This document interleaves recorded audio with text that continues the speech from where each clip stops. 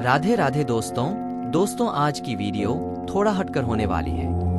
अगर अभी तक आपने हमारे चैनल मोटिवेशनल शॉर्ट स्टोरीज को सब्सक्राइब नहीं किया है तो जल्दी से सब्सक्राइब करके नोटिफिकेशन बेल ऑन कर ले ताकि आप कन्हैया से जुड़ी कोई वीडियो मिस ना करें।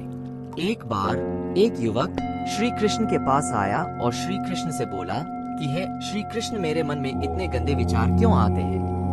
मैं नहीं चाहता कि मेरे मन में गंदे विचार आए, पर मेरे मन में हमेशा काम वासना के विचार चलते रहते हैं और मैं इनके बारे में सोच सोचकर बहुत परेशान हूँ। मेरी ऊर्जा और समय यह सब सोचने में ही नष्ट हो जाती है और इन सबके विचारों की वजह से मैं कभी भी शांत नहीं रह पाता और मैं हमेशा ही स्त्रियों को देखकर मोहित हो जाता हूँ। इन विचारों को अपने आप को रोक ही नहीं पाता। श्री कृष्ण मुस्कुराए और उन्होंने उस युवक से पूछा, क्या तुम्हें पता है यह काम वासना होती क्या है? फिर लड़के ने उत्तर दिया और कहा, श्री कृष्ण, मैं यह तो नहीं जानता कि काम वासना होती क्या है, पर हाँ, ये जो भी है बहुत बुरी चीज है। फिर श्री कृष्ण ने उस युवक से कहा कि सबसे पहले तो तुम्हें यह समझना है कि प्राकृतिक रूप से जो भी चीज हमारे अंदर है वह बुरी नहीं है। हमारे जीवन में उसकी कुछ ना कुछ जरूरत है। वासना कोई बुरी बात नहीं है, यह तो हमारे मन की एक भावना है जो हमें किसी न किसी चीज की कमी का एहसास करवाती है और फिर हम उस चीज को पाने के लिए उस चीज की तरफ आकर्षित हो जाते हैं। जैसे अगर तुम्हारे पास धन की कमी है तो तुम में धन पाने की वासना उत्पन्न हो जाएगी।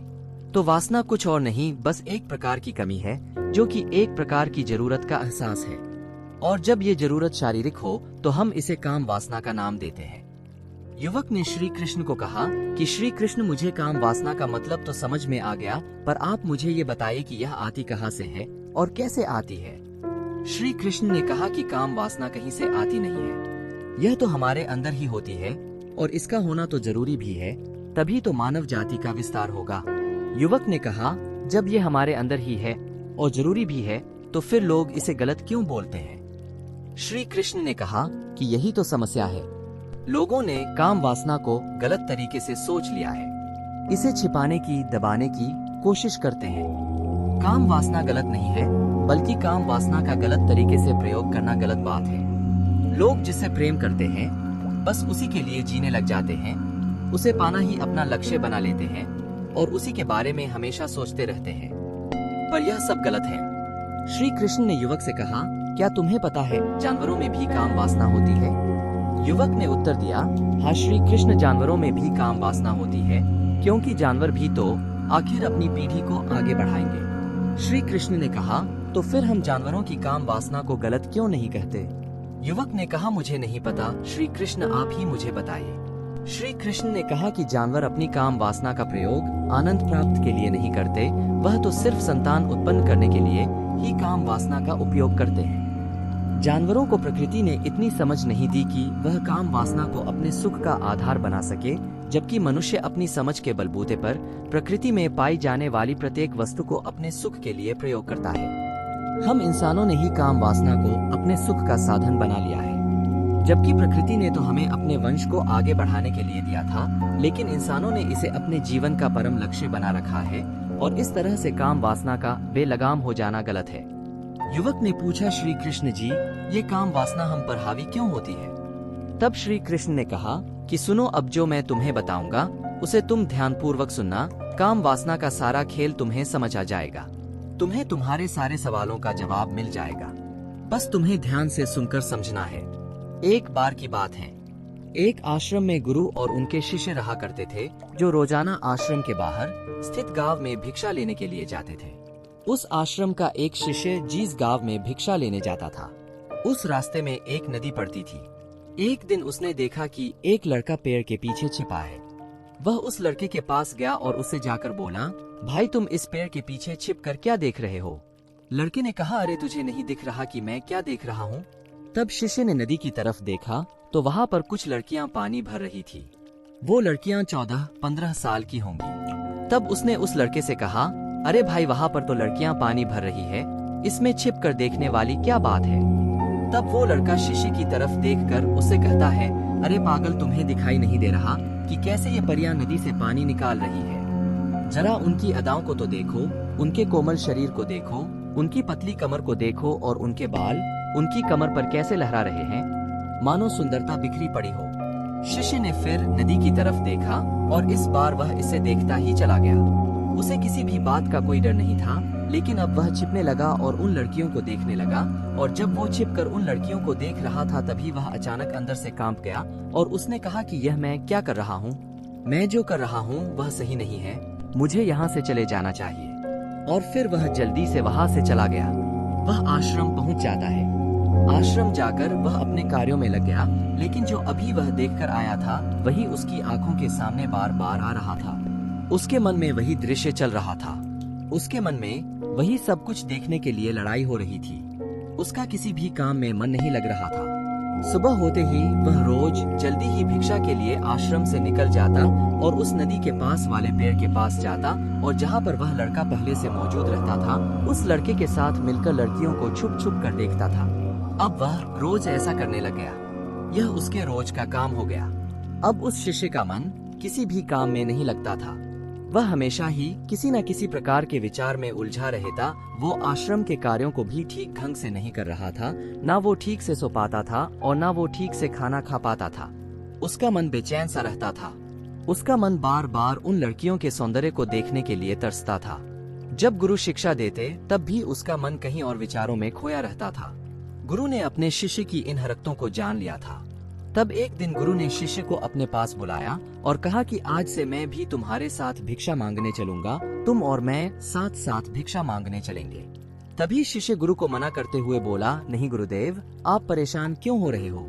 मैं अकेला ही ठीक से भिक्षा मांग सकता हूँ। गुरु ने शिष्य से कहा कि ठीक है, तुम अकेले ही भिक्षा मांगने जाओ। शिष्य तुरंत वहाँ से भिक्षा मांगने के लिए निकल गया। उसके जाने के बाद गुरु भी आश्रम से निकल गए और शिष्य का पीछा करने लगे कि वो कहाँ जाता है, किससे मिलता है। ये सब देखने के लिए उसके पीछे पीछे चलने लगे। थोड़ी दूर जाने के बाद गुरु ने देखा कि उनका शिष्य एक लड़के के साथ एक पेड़ के पीछे अपराधी की तरह छिपा हुआ है और छिपकर कुछ देख रहा था।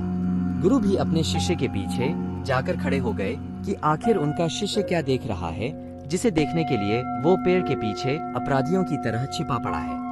गुरु ने देखा कि उनका शिष्य पेड़ के पीछे छुपकर लड़कियों को देख रहा था, जो कि नदी से पानी भर रही थी। तभी गुरु ने शिष्य को कहा कि तुम क्या देख रहे हो?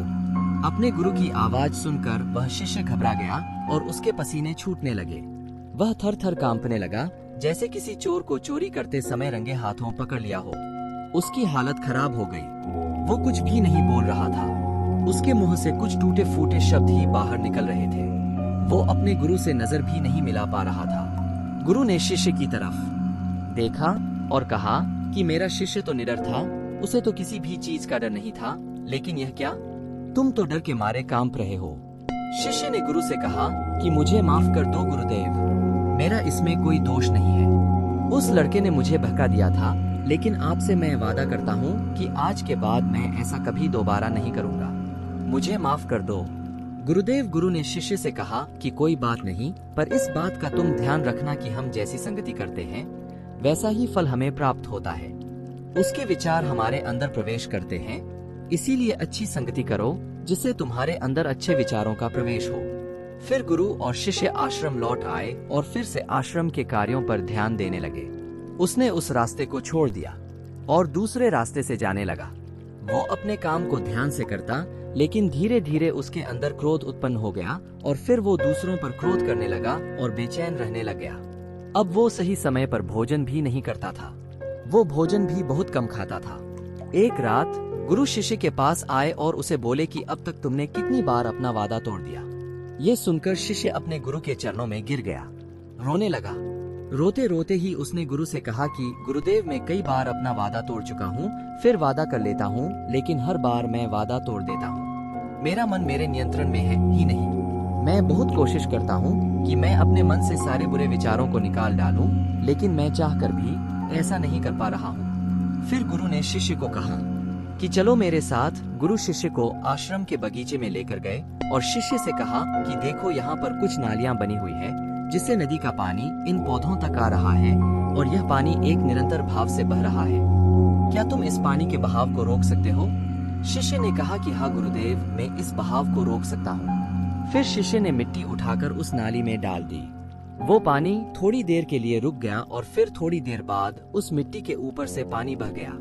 गुरु ने शिष्य से कहा, अरे ये क्या, ये तो पानी रुका ही नहीं। फिर शिष्य ने कुछ कंकड़ पत्थर उठाकर उस नाली में डाल दिए और फिर थोड़ी देर के लिए पानी रुक गया। लेकिन फिर थोड़ी देर बाद ही उन कंकड़ पत्थर के ऊपर से पानी निकल आया। फिर गुरु ने कहा कि यह क्या हुआ, पानी तो फिर से बह गया। तुम तो बोल रहे थे कि तुम इसे रोक दोगे क्या? हम किसी काम को रोकना चाहे तो क्या हम उसे रोक नहीं सकते? तब शिष्य ने कहा, कोई बात नहीं गुरुदेव, मैं इस पानी को तो आपको रोक के दिखाऊंगा। वह फिर से एक बड़ा सा पत्थर लेकर आया और उसे नाली पर डाल दिया और पानी रुक गया।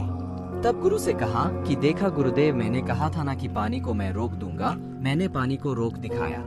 आपकी बात मैंने पूरी कर दी।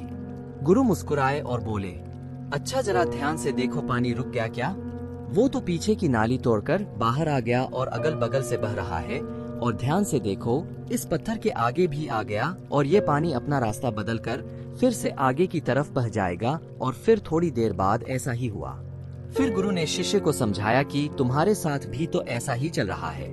तुम बार बार प्रयास कर रहे हो, बड़े से बड़ा प्रयास कर रहे हो, पर हर बार तुम्हारा प्रयास टूट रहा है और यह हमेशा टूटता ही रहेगा। तुम कितना भी बड़ा पत्थर रख लो, लेकिन पानी तो अपना रास्ता बना ही लेगा। यह सब देखकर गुरु से कहा कि गुरुदेव, क्या कोई तरीका नहीं है जिससे मैं गंदे विचारों से बाहर निकल सकूं और यह मेरे मन में आए ही नहीं? गुरु शिष्य को एक नदी के पास ले गए जहां से उस बगीचे में पानी आ रहा था। गुरु ने शिष्य से कहा, वो पानी इसी नदी से जा रहा है। अगर हम यहीं से उस रास्ते को बंद कर दें जहां से पानी बगीचे में जा रहा है, अब क्या हम पानी को रोक नहीं सकते? शिष्य ने कहा कि हाँ गुरुदेव, अवश्य ऐसा हो सकता है। मैं इस पानी को यहीं से बंद कर देता हूँ। तब आगे की नाली में पानी जाएगा ही नहीं और फिर बगीचे में पानी जाएगा ही नहीं। फिर से नदी से जाने वाले रास्ते को बहुत मेहनत करके पत्थर और मिट्टी डाल डाल कर बंद कर दिया और गुरु से कहा कि गुरुदेव, मैंने पानी को बंद कर दिया है, अब यह पानी बगीचे में जाएगा ही नहीं। तब गुरु ने कहा कि अगर पानी बगीचे में नहीं जाएगा तो पेड़ पौधों को पानी कहाँ से मिलेगा? उन पेड़ पौधों को तो पानी की आवश्यकता है और उन पेड़ पौधों में कुछ पेड़ पौधे तो ऐसे हैं जिनको रोज पानी की आवश्यकता है। वह तो मुरझा कर मर ही जाएंगे, उनका क्या होगा? पानी तो हमें खोलना ही होगा। शिष्य ने गुरु की बात सुनकर वापस नदी से जाने वाले पानी का रास्ता खोल दिया। तब गुरु ने शिष्य से पूछा कि अगर हम इस नदी के पूरे पानी को बगीचे की तरफ मोड़ दे तो क्या होगा? तब शिष्य ने जवाब दिया कि गुरुदेव, वहाँ पर जितने भी पेड़ पौधे हैं वो गलकर नष्ट हो जाएंगे, वहाँ पर कुछ नहीं बचेगा। फिर गुरु मुस्कुराए और बोले, तुम इस बात को समझो कि हमें किसी भी चीज को रोकना नहीं है, बस हमें संतुलन बनाए रखना है। कम पानी से भी पौधे नष्ट होते हैं और ज्यादा पानी से भी पौधे नष्ट होते हैं। हमारा जीवन संतुलन से ही चलता है। गुरु ने शिष्य से कहा कि अगर मैं तुम्हें कहूँ कि तुम आम के बारे में मत सोचो, तो तुम्हारे मन में सबसे पहले किसका चित्र आएगा? शिष्य ने कहा कि गुरुदेव, मेरे मन में तो पहला चित्र आम का ही आएगा। गुरु ने कहा कि जब हम गंदे विचारों को जबरदस्ती रोकने का प्रयास करते हैं तो वह और मजबूती के साथ हमारे अंदर प्रवेश करते हैं और ज्यादा हमारे अंदर उठते हैं। इसीलिए हमें उन्हें कभी भी दबाने की कोशिश नहीं करनी चाहिए। फिर गुरु ने शिष्य को जाते हुए कहा कि हमारे गंदे विचार बुरे लोगों की संगति करने की वजह से भी आते हैं। कई बार क्या होता है कि कामुकता हमारे अंदर होती नहीं है, लेकिन कुछ अश्लील लोगों के साथ रहने की वजह से ये हमारे अंदर हावी हो जाती है। फिर शिष्य ने कहा कि गुरुदेव, आप सही कह रहे हैं, मैं अपने मार्ग से भटक गया था। फिर वो शिष्य उस रात बहुत ही चैन की नींद सोया। सुबह अपने कार्यों को पूरे मन से किया और फिर सुबह वो भिक्षा लेने के लिए उसी रास्ते से गया जहाँ वह लड़का आज भी पेड़ के पीछे छुपकर उन लड़कियों को देख रहा था। वो शिष्य नदी पर गया जहाँ वह लड़कियाँ पानी भर रही थी। उसने उन लड़कियों से पानी मांगा। उन लड़कियों में से एक लड़की ने उसे पानी पिलाया और उस सन्यासी शिष्य के चरण छुए। शिष्य ने उसे आशीर्वाद दिया कि तुम्हारा कल्याण हो। उसका मन सकारात्मक ऊर्जा से भर गया। उसके चेहरे पर मुस्कान आ गई थी, जैसे कि उसे कुछ खोया हुआ वापस मिल गया हो। वह वापस अपने रास्ते से जाने लगा। तभी पीछे से वह लड़का आ गया जो पेड़ के पीछे छुपा हुआ था। वह शिष्य के पास आया और बोला कि क्या बात है, आज तो तुमने नजदीक से दर्शन कर लिए, तुम तो मुझसे भी आगे निकले। तब शिष्य ने कहा कि हम हमेशा दूसरे के दर्शन करने में ही व्यस्त रहते हैं, अपने दर्शन कर ही नहीं पाते। तुम कब तक इस पेड़ के पीछे छुपते रहोगे? किसी को पसंद करते हो तो उससे बोल दो, अगर वो भी तुम्हें पसंद करती है, और शादी कर लो, पर उससे पहले तुम कुछ बन जाओ तथा अपने आप को पहचान लो। ऐसे अपना समय बर्बाद मत करो। फिर वह लड़का रोज उससे मिलने लगा और उस लड़के ने नदी पर जाना छोड़ दिया। और फिर वो लड़का अपने जीवन में कुछ बनने के लिए संघर्ष करने लगा। तो तुमने देखा संगति का असर क्या होता है। अपनी संगति बदलो, अपने विचार बदलो। श्री कृष्ण ने युवक से पूछा कि क्या तुम्हें तुम्हारे सारे सवालों का जवाब मिल गया? तब युवक ने कहा कि हाँ श्री कृष्ण, आपका बहुत बहुत धन्यवाद। तब श्री कृष्ण ने युवक से कहा कि जब तुम्हारे मन में गंदे विचार आए तब आप अपने आप को दोषी मत मानो। ये शरीर है और यह सब इसमें हजारों वर्षों से सीखा है। यह केवल तुम्हारे सोच लेने से, शपथ लेने से यह टूटने वाला नहीं है, लेकिन तुम्हारे पास वो शक्ति है और वह ऊर्जा है जिसका तुम्हें संतुलन बनाए रखने के लिए उपयोग करना है। तुम एक जीवित ऊर्जा हो जो कुछ भी अनुभव करने के लिए स्वतंत्र हो, जो कुछ निर्माण करने के लिए स्वतंत्र है। तुम अपने आप को पहचानना। दोस्तों, आपको ये कहानी कैसी लगी हमें कमेंट करके जरूर बताना, और ऐसी ही और कहानियों के लिए सब्सक्राइब का बटन जरूर से दबा देना।